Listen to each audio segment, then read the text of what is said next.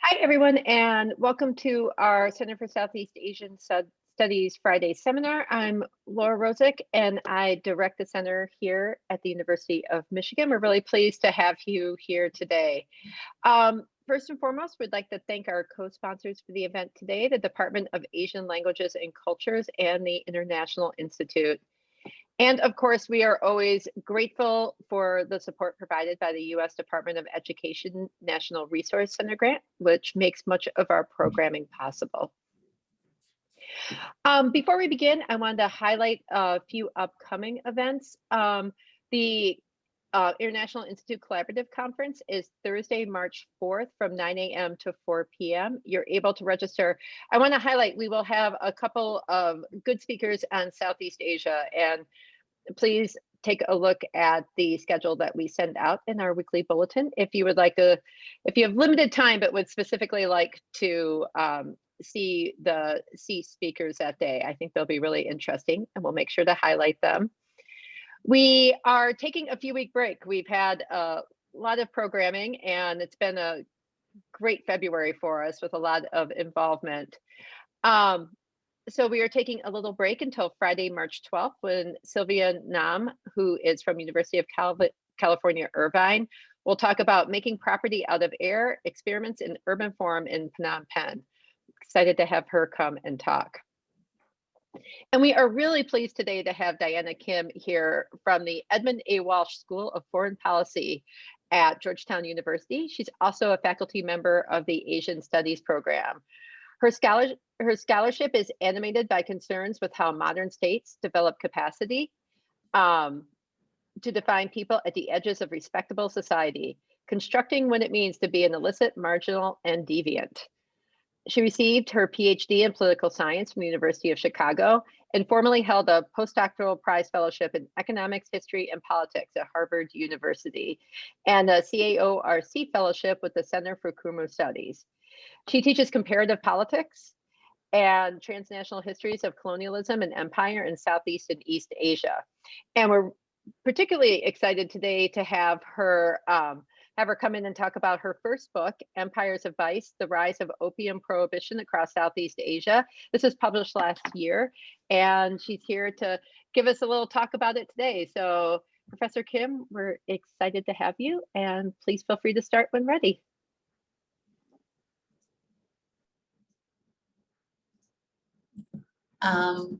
Cool. Okay, I am starting to share my screen. Is that visible? It's perfect. Okay, cool. Thank you, Laura, for this very kind introduction and for the invitation to the center to share my work. I'm going to be speaking about my recently published book, Empires of Vice. And this is a history of opium prohibition across Southeast Asia since the late 19th century, which sheds broader light on the nature of colonial states and the inner life of bureaucracies. So what I want to do for the next 40 minutes or so is to lay out the book's kind of animating puzzles, key arguments, and their broader significance, with an aim of persuading you of two things. One is that the rise of opium prohibition was a great transformation in the history of modern empire and colonial state building. But it's also a process that has been both overlooked and misunderstood, because today banning opium seems like such a manifest thing to have happened, given how deeply the dangers of drug trafficking and harms of opiate addiction are etched in our contemporary imaginary. I'm going to show the opposite, that prohibition was hardly obvious, and that it involved reversing the very economic foundations of governance and official justifications for rule over others. My second aim is to shed light on the legacies of this historical episode for Southeast Asia today. Today, the region's landscape is vexed in terms of drugs in at least three ways. It hosts an especially dense cluster of countries that impose the death penalty for nonviolent drug offenses.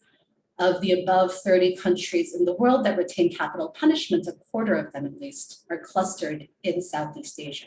Of course, Southeast Asia is also infamous for the spectacularly visible drug wars, the acts of extrajudicial state violence against drug offenders, Philippines under Rodrigo Duterte, Thaksin Sinawatra's 2003 war on drugs in Thailand are but the most well-known and visible instances of a broader pattern. Then finally, for most of the 20th century until the early 1990s, more than 60% of the world's illicit poppy was cultivated in Southeast Asia. It was only recently surpassed by Afghanistan as the largest poppy grower in the world. So I'm going to step back to try to explain how these configurations of punitive state power, policing, and illicit economies emerged and why they persist into the present day. So let me start with the puzzle. Until the late 19th century, European powers defended opium as integral to managing an empire. Quote, "Opium was one of those things which enabled us to serve God and mammon at the same time," unquote. This is the British politician George Campbell before Parliament in 1875. And in the 19th century peak years, opium would reward the British, the French, and the Dutch with anywhere up to 50% of taxes collected in colonies across Southeast Asia, from opium sold legally and publicly to the local inhabitants. But into the early 20th century, opium would become a dangerous drug that no colonial state would openly acknowledge taxing for profit. It became a world in which Article 2 of the 1936 Geneva Convention held that, quote, "The commercialized aspects of opium should be severely punished, particularly by imprisonment or other penalties of deprivation of liberty," unquote. So what we see is that the same European powers that had once aligned their fiscal might and moral right were no longer doing so regarding opium, and they reversed their official approaches, restricting sales of the drug, its distribution, as well as limiting popular consumption. So the existing scholarship provides persuasive answers to why the European empires adopted an anti-opium term. We know that religiously inspired world crusaders, transnational activists, and missionaries played powerful roles lobbying governments to ban opium. And scientific medical knowledge about the drug's harms advanced, all helping contribute to a change in international norms against opium.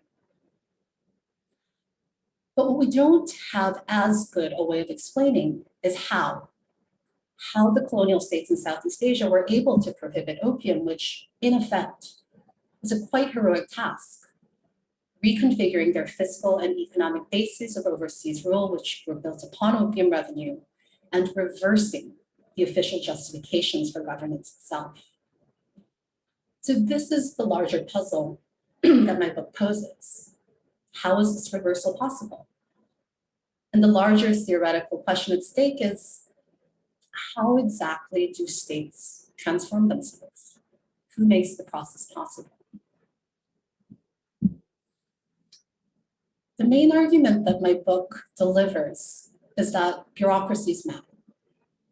And especially pivotal roles were played by the low and mid-level European administrators stationed across Southeast Asia, who were involved in the everyday work of regulating and taxing opium on the ground.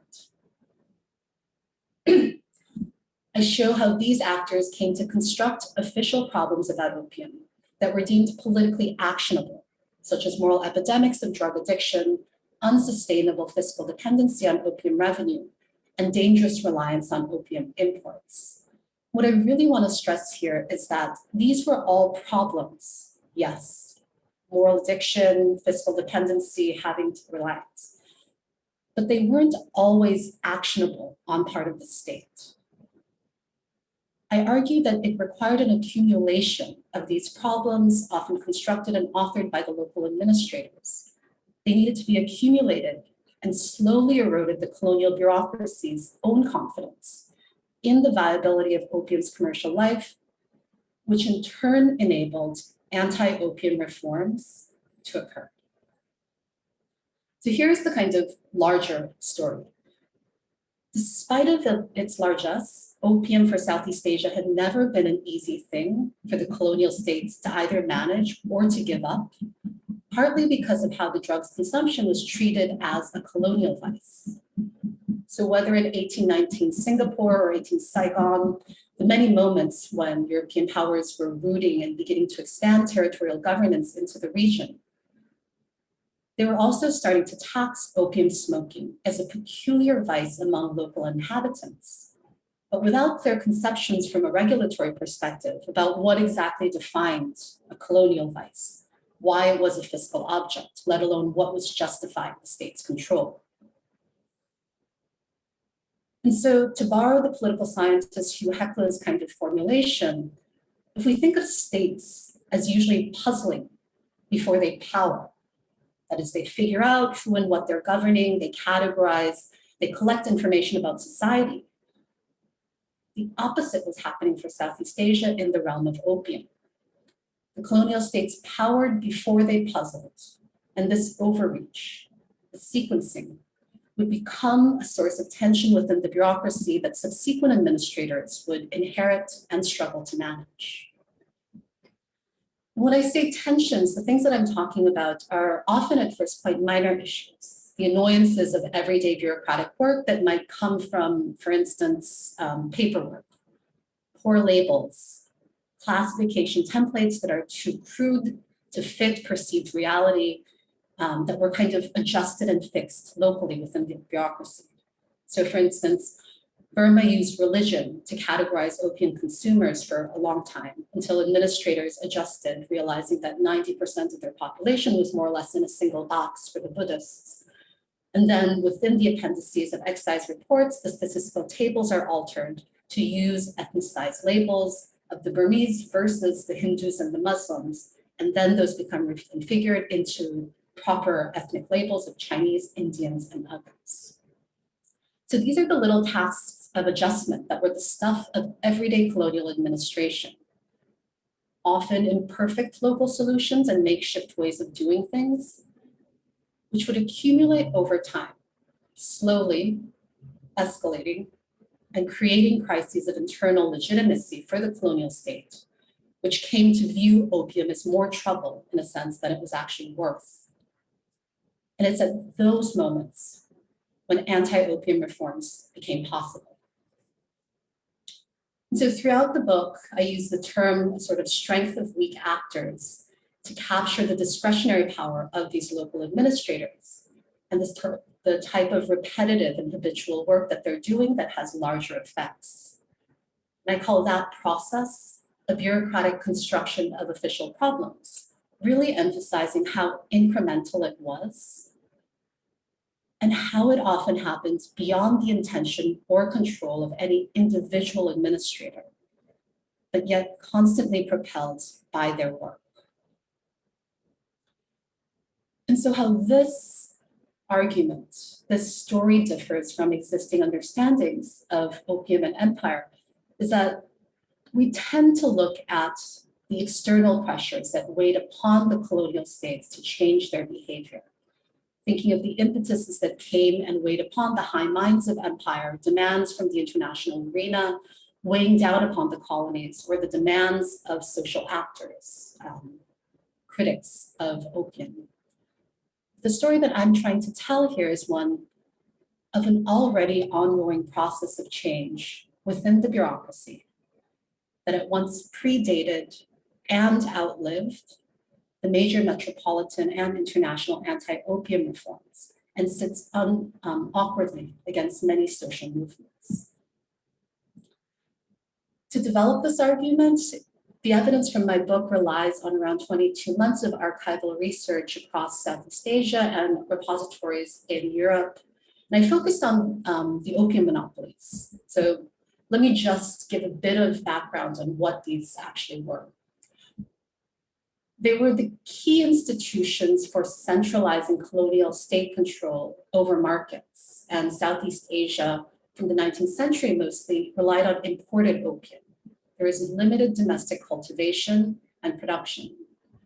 What was imported from India predominantly was produced and manufactured in local factories and processing plants. And the one you see on the left is from the Saigon opium factory, the right from the Tavian packaging plant. So the opium is imported in under the aegis of the monopoly. It's then sold in shops that are often government supervised. So this is one in the case of Singapore, a draft of the design. And this is one in Burma on the left. where they're state-sponsored, state kind of overseen opium shops. On the right is a retail pricing zone that the French in Indochina developed for retail sales. The reason why I keep on stressing this point about sales and consumption is that this is key to understanding Southeast Asia's opium experience. It was a vice taxation that involved consumption under often the finance and excise departments of the state bureaucracy. These institutions, the monopolies, operated from the 1890s to around the 1940s. Burma is the first one to introduce one officially. All European colonies introduced them, and then they're officially declared abolished on November 10, 1943. And I'll come back to this point towards the end of the talk. They were state-controlled monopolies, but they also used the rhetoric and language of prohibition, arguing that increased control over the market under the state was to achieve a goal of incremental prohibition towards eventually perhaps banning the drug. The evidence that I was looking through they're not the ones where you lack sources. And indeed, they're very much the tedious records, the ones for which problems of abundance occurred, just in terms of the sheer volume that's produced within the bureaucracies. So I was looking across serial administrative reports, different district level of reports. There were court records, excise diaries, seizure arrest reports. And I was doing this research mainly in Burma, Cambodia, a bit, Vietnam, Britain, and France. And I'm happy to talk more about the details of the nature of the evidence. But just to stress, one of the most interesting things that I found was that although the monopolies look quite similar from the outside, their actual operations varied wildly internally. They had very different concerns. The languages and the categories through which they articulated those concerns, created categories, were quite different, as were the problematics that guided administrators at different times and different moments. So I focused on 3 opium monopolies in kind of detail, looking at Burma, Malaya, and then French Indochina. And I adopted an approach of what I'm calling sorts of layered comparisons, trying to trace these sites and narrating them to think through how they unsettle what we would commonly expect to see in terms of driving or shaping the anti-opium reforms. So Burma and Malaya, 2 colonies of the same national empire, yet there's about a 15-20-year difference between when they introduce opium monopolies, and it's radically different in how they do it. Malaya and Indochina are kind of layered together, both as colonies where opium revenue dependency was especially high. So let me just give a bit of an example of the type of things that I call a bureaucratic construction of official problems using the case of Burma. 1894, the British in Burma introduced a ban on popular consumption for Burman subjects, which is one of the first anti-opium reforms dealing with consumption for Southeast Asia. This happens prior to the major international anti-opium reforms that occur around 1909 for the Shanghai Opium Conference and the Hague Conference that follows in 1912.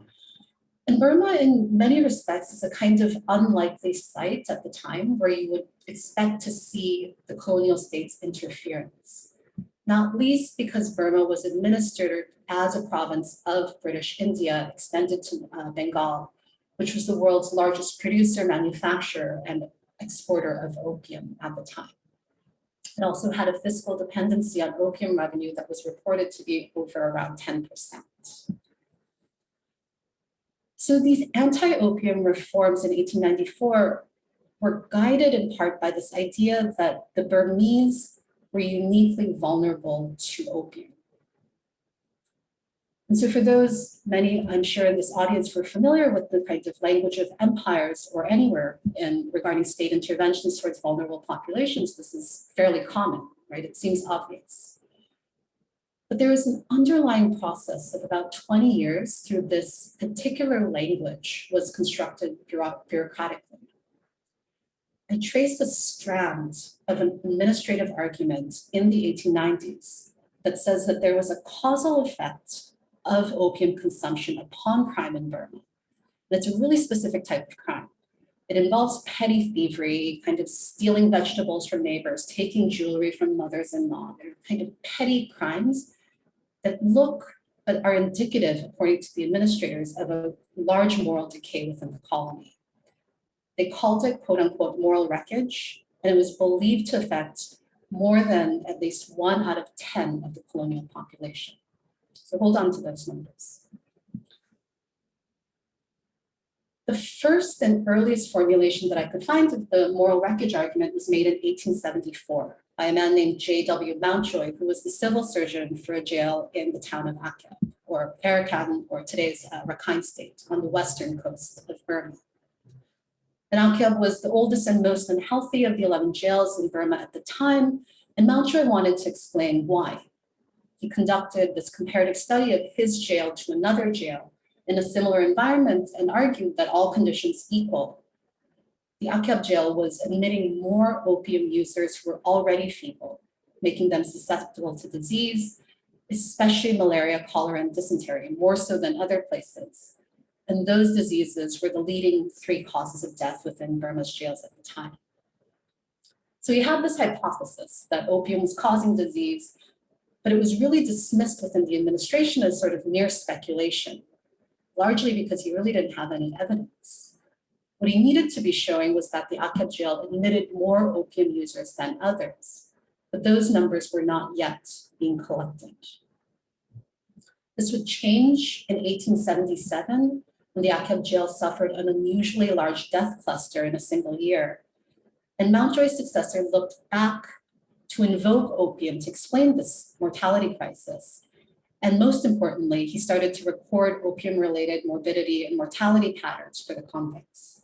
So he rendered legible the prison population in new lights. Quote, 350 Burmans, 4 Hindus, 12 Muslims, 1 Christian Armenian, and 1 Eurasian, unquote, appeared to be opium users in its jail.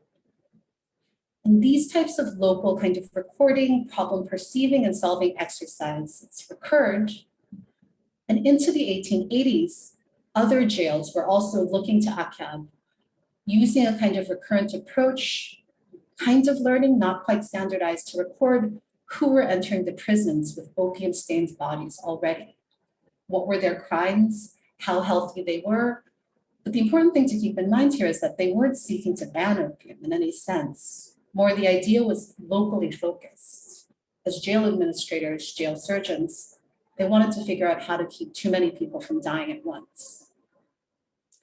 And of course, what these administrators were developing was not yet an argument about opium causing crime per se. To get that link, the move from disease to crime, we also need to understand what was going on outside of the jail walls. So in towns, there were varieties of administrators who were also puzzling over possible associations between opium use, consumption, and disorder that they saw in markets and on the docks and other arenas of public interaction. Customs officials observed sailors and migrants entering ports. The excise officers managed opium taxes were worrying about smuggling, while those who were dealing with jurisdictional disputes over different areas of opium retail shops saw petty infractions everywhere. And while initially their official vocabularies for articulating problems around this opium were sort of in-choked and impressionistic, the more they paid attention, the more they saw, and in the process, also gave more documented reality to those perceived problems. So anxiety would start to move east from Akab on the western coast and those towns into Rangoon. And in 1884, with the opening of a railroad into the heartlands of Lower Burma. Town officials were anxious about observed newcomers. They saw the social life of opium around an increasing number of opium shops. One official worried that new men of means were making them, quote, like gin shops in London, referring to the opium shops in Burma. They have conspicuous signboards and often appear attractive, particularly at night. End quote. So what we're seeing here is administrative expertise about opium coming together in a bit of a haphazard way around foreigners entering the colony, apparent disorder. And then in 1885, as the Third Anglo-Burman War breaks out, seeing more disorder. By the early 1890s, anxiety becomes increasingly expressed as fear, and administrators within are persuaded that opium was actually causing a lot of the unmanageability that was unfolding before their eyes. In 1892, the Chief Commissioner of Burma begins considering a ban on opium consumption that would later materialize in 1894. And his guiding rationale, or what I call this official problem conception, was that at least 11% of the Burmese population was morally wrecked by opium. Those are the words and letters of an administrator named Donald Mackenzie Smeaton. I'm just going to go fairly quickly through how he did this, because it's going to bring together all of the parts that I've laid out till now and show how official opium problems in this context were bureaucratically constructed. So Smeaton relies on two types of sources: statistical records from the jail since the 1870s. And then he also conducts a colony-wide survey at the district level about opium use. And to ascertain the negative impact of opium consumption upon the Burmese, he basically takes 4 steps, each of which, as I'm going to show, they're not necessarily unreasonable, but they also have an effect of amplifying a problem that Smeaton already wanted to show. So the first step he took was that he estimated the number of Burmese opium users in the colony at around 85,000. And of the total enumerated Burmese population at the time, this was actually less than 1%. But Smeaton reasoned that it was likely an undercount because the survey would have observed only the confirmed, or what he called the most notorious consumers.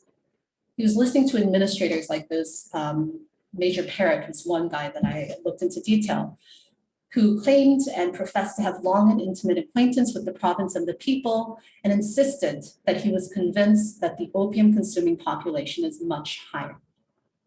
Parrott's words, Smeaton agrees.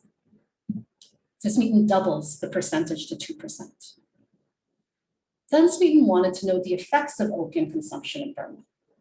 And he assessed that indirect effect by assuming that the 85,000 individuals were actually the fathers of 85,000 families, which, assuming the average size of a Burmese family at around 5 to 6 people, according to Smeaton, allowed him to dramatically increase the number. And again, Smeaton's justification for treating individuals as heads of family were not unreasonable. They were relying in reports that look like this, that were being submitted from the field officials, that show, for instance, how opium's effect was seen in terms of effects of families and neighbors, moral units of a society. So they're supported, someone who's quite unfit for work from his opium consumption becomes supported by his wife or supported by his parents and ends up doing nothing. And even in their death, they become a burden on the villages, having to be buried at the expense of villagers, relying on their charity. But even then, the indirect effect itself is not necessarily harm. So the sensibility is there, but the vocabulary officially is not quite clean. And if you see the records that Smeaton was consulting, we can see how. So some administrators were counting according to deleterious effects, others counting based on suffering physically or mentally from opium. In this district, opium users were classified based on their degree of takenness to crime or reputed to be a thief.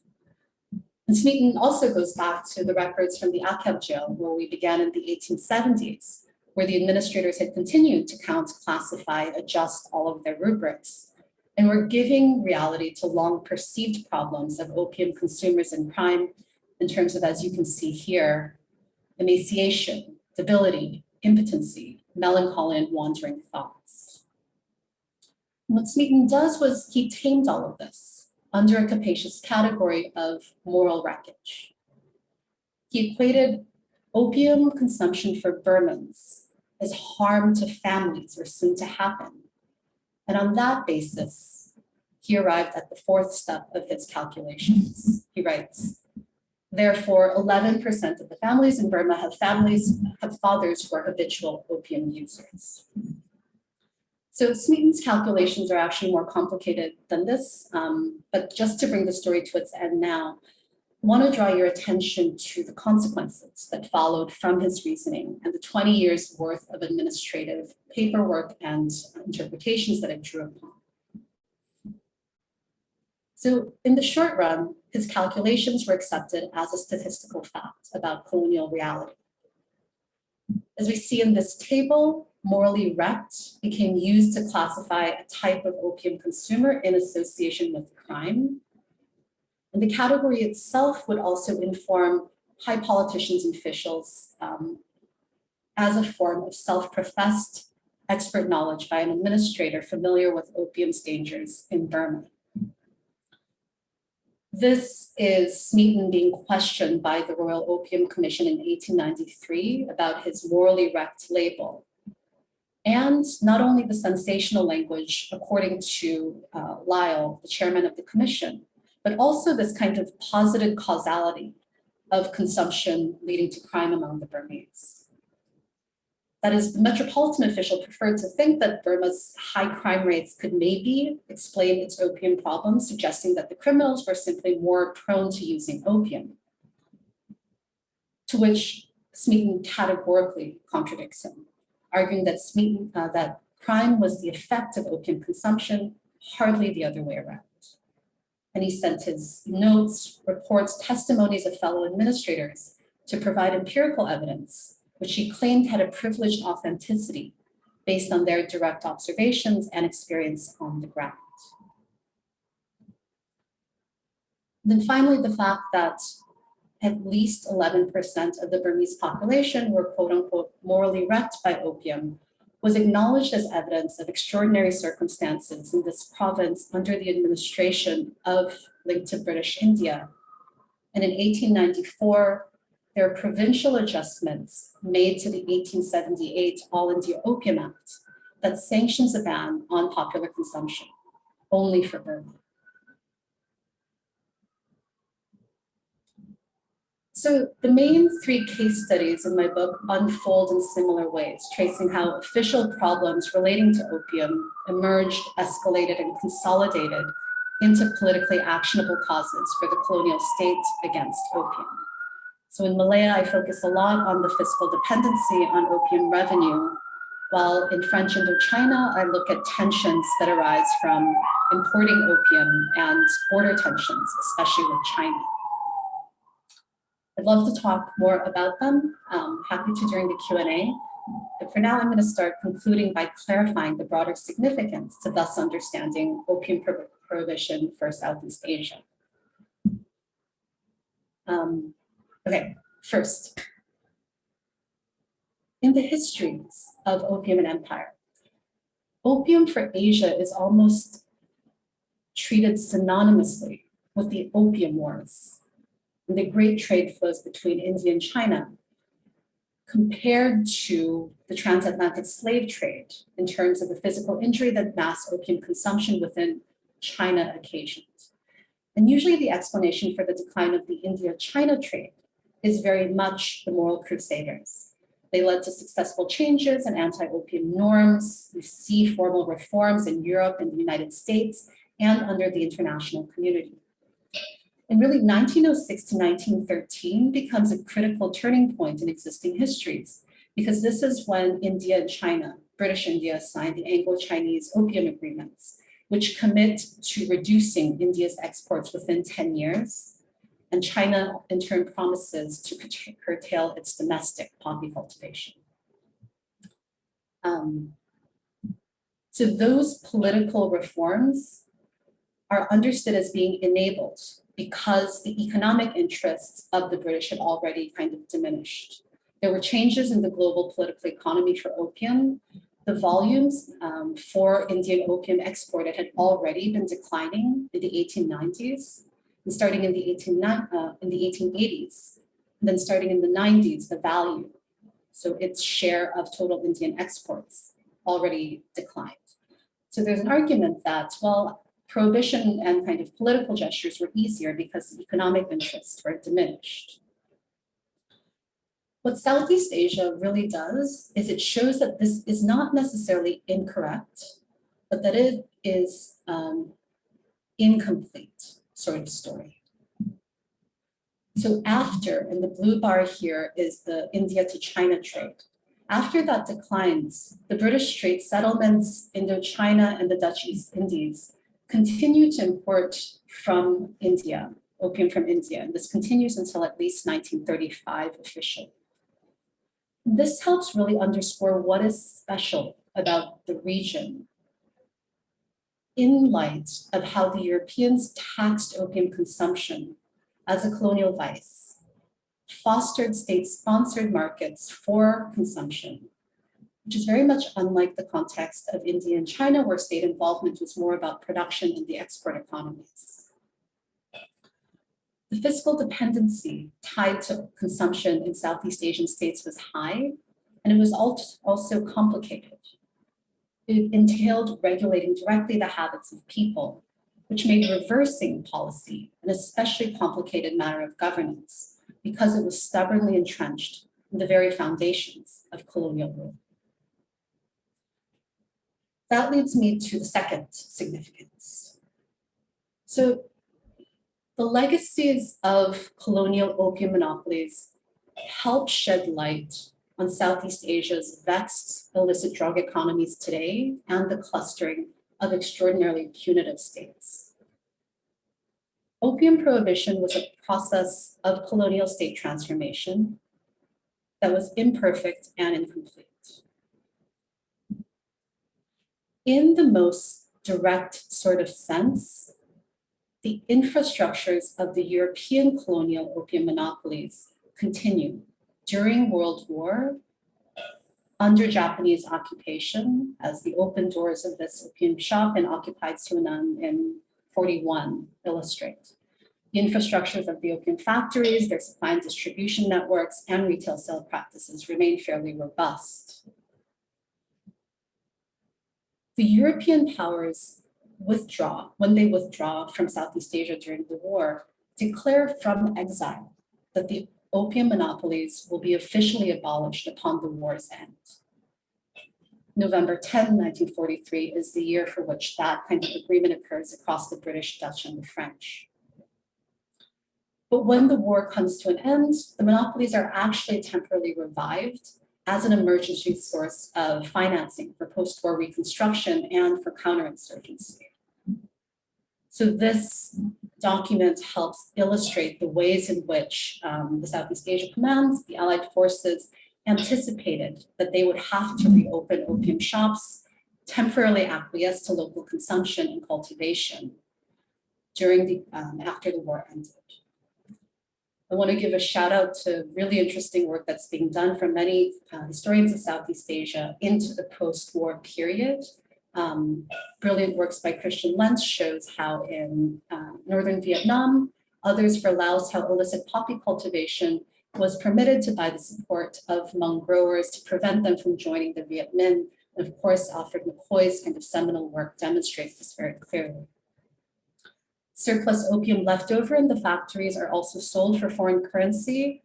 And Robert Cribb's kind of pioneering scholarship for Indonesia shows the extent to which the Indonesian Revolution was financed partly from selling opium left over in its Batavia factory after 45.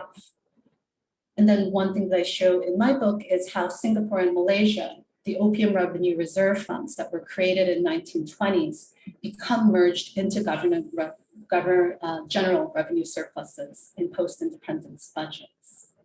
So in a nutshell, this means the post-colonial states were inevitably built upon the spoils of the opium monopolies and infrastructures that never died. Into the 1950s, these sites become contested sites for building patronage and illicit finance as they gain strategic and political value. And anti-drug stances become an especially potent tool for popularly delegitimizing rivals. So we see divisions among military factions, alignments with the police. Drug wars, extrajudicial policing, and draconian laws emerge as ways to undercut rival support bases, while also, in a world where all is involved, they become public ways to disavow one's own involvement. Into the 1970s, we see the escalation into capital punishment laws. This is in the 70s when the majority of Southeast Asian states introduced capital punishment for drug offenses. And it partly comes from the pressures of the United States and the global war on drugs, which makes foreign aid and assistance conditional upon the introduction of anti-narcotic laws within the country, within the region. There's also a deeper story of this ongoing process through which these sites existed, and the regulation of it had become politically weaponized. That is a landscape that Southeast Asia has inherited today. And on this point, I'm going to conclude thinking through the colonial state. I want to briefly use an image of an opium ledger from French Vietnam from the 1910s, which is also the cover of my book. And I think it helps think about what are the broader stakes thinking about the state and history through opium. So for me, much of the archival work in the national repositories in Southeast Asia and Europe that I was doing involved chasing down the people who wrote these numbers, the ones who calculated them, the ones who were creating these columns and labels, the ones who fixed them. And I was keen to understand and excavate the micropolitics of their bureaucratic worlds. And this way of unpacking the sort of nitty-gritty underbelly of a bureaucracy is valuable, I think, because it's both powerful and unsettling. For me, it pushed me to grapple with the time-old question about the quote-unquote official mind of a state, or the will of a state. And what do we mean when we say the state wanted something? That it intended certain things. And it's a helpful way to move beyond simply recognizing the heterogeneity of interests that comprise the state that has effects, or recognizing that there's a reification of taken for granted existence, masking what is in fact man-made. Colonial opium, its taxation and prohibition in 19th and 20th century Southeast Asia, was a realm where the anxieties of the powerful became palpably visible. The bureaucratic construction of symbolic state power was exercised through bureaucratic constructions of official problems as a sort of mechanism. And it did as much to quell the inner worries of the bureaucracies as it did to control the societies that they colonized. There's also an uncomfortable creativity that one comes to see in the actors who were solving perceived problems that they themselves had helped create. They were unmistakably agents of a colonial system to the detriment of so many people's dignity, welfare, and survival. Those who dominated over others nonetheless also sought to find meaning in their actions and self-narrate why they did what they did. And what studying the inner life of a bureaucracy at a micro level gives is an opportunity to confront this discomfort that comes from recognizing such normative implications to studying the state, colonialism, and its legacies. I will pause there. I recognize I've gone a bit over time, so thank you for your patience. And I'm going to defer, I think, to Laura for help with fielding questions. Yes, thank you so much, Diana. That was a great talk. And you do have a couple questions already waiting. If anybody else has any, please feel free to type them into the chat. But I'm going to dig in because there's some pretty meaty questions in here. So the first one is, how would you characterize the history of non-European anti-opium efforts? I'm thinking in particular of the widespread concern about opium in Chinese civil society in the Netherlands Indies, at least from the 1910s on. Was this primarily based on the imperial social science and knowledge? If so, how did it transform once it was taken up by non-European organizations? Right. No, it's a great question.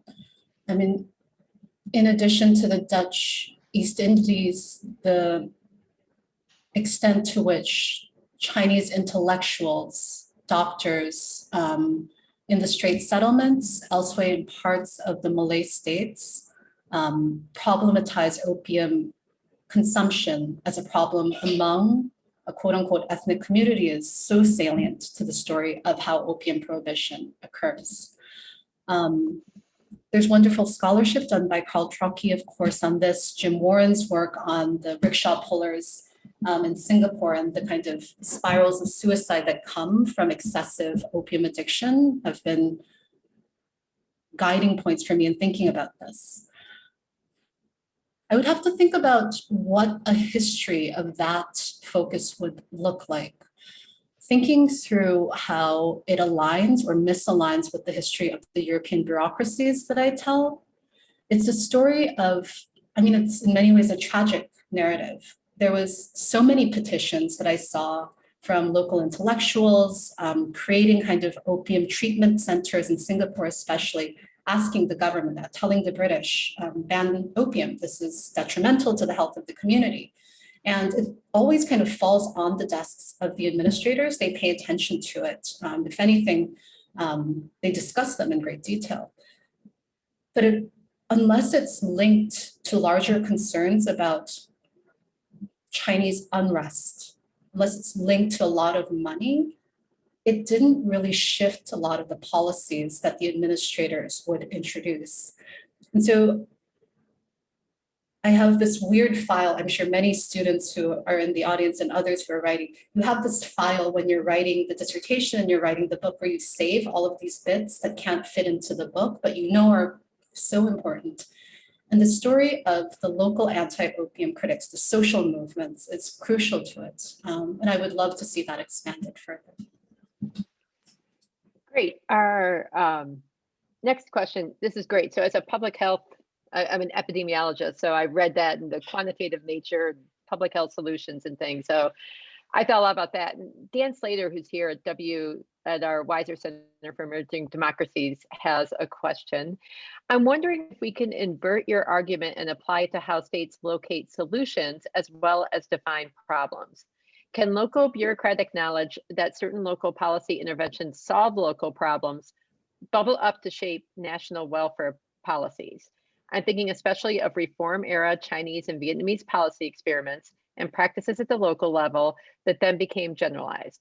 And wondering if you're proposing a mechanism to make better sense of such state transformation, or is your framework built to explain how states define and identify harms, not helps? And you can open the Q&A too, Diana, if you want, if it helps you to read the question a little bit too. Okay, brilliant. Like I said, these are pretty meaty questions you're getting today. So these are the questions that I would have been terrified to have asked while I was developing the manuscript, because I think it would take me in a whole new direction. And I feel this type of question is quintessential Dan Slater in terms of its scope and its thoughtfulness. So my initial reaction was to say that I see them as two sides of the same coin. Defining solutions presupposes a definition of problems. And that is, I think, a work that bureaucracies or local bureaucrats that I see are doing on both levels. So what becomes maybe captured in an international debate or for higher ups depends on what they want to take. If they're looking for solutions, they take the solutions. If they want problem conceptions, they might take the two. But then as the kind of question progresses to think about, is this a mechanism that applies perhaps uniquely to harm?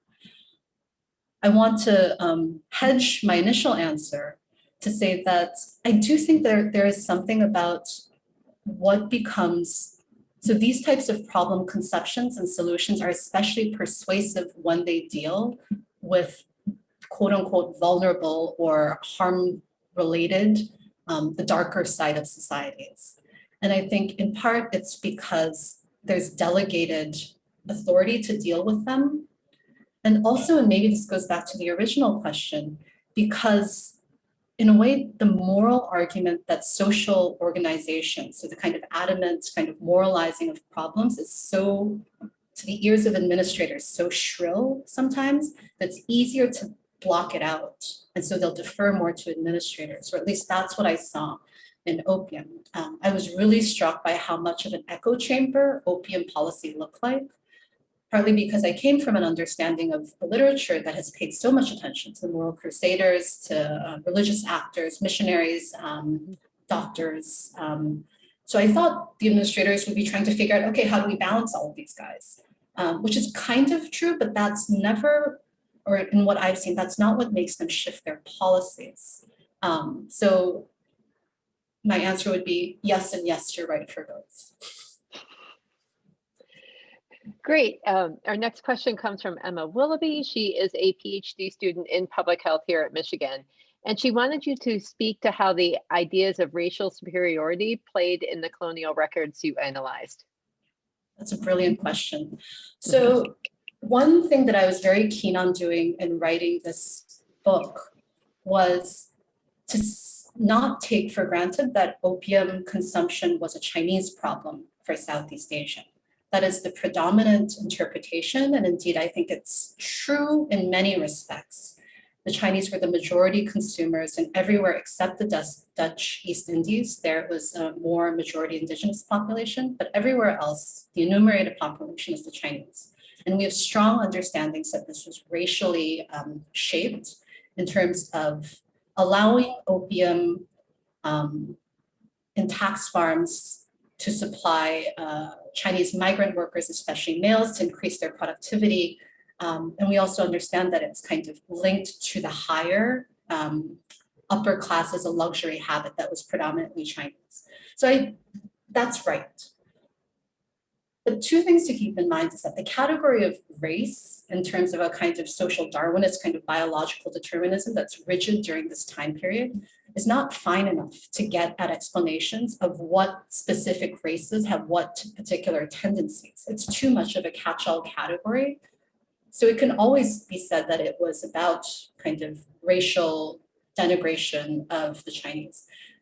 The more interesting question is, when they did racialize difference, how did they connect it to these stereotypes? I mean, the kind of morally erect Burmese was very different from the Malay who was running amok, which was also associated with opium consumption. So where do those kind of fine-grained biases and languages come from? And for that, I think it's the administrators who are doing a lot of interpretation. I mean, the funny thing is I've seen administrators misread Darwin, like they're invoking, they think through within these frameworks, but it's not what's determining the ways in which, and thus it's not the way that shapes the policies, which is a long-winded answer to say that the anti-opium policies can't be analyzed solely through a racial kind of discriminatory framework. They were, but they were also a lot more.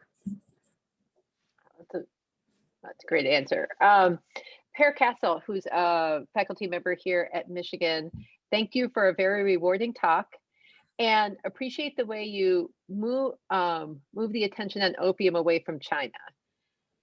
He still wonders if the abolition of opium monopolies in November 1943 was in any way related to the British abolition of extraterritoriality in China in January of the same year. The latter had very much to do with Allied efforts to keep the Chiang Kai-shek in World War II. Brilliant question. I'd never really thought of the possible connection. I would need to explore further, like based on what I know, I can't think of the connection.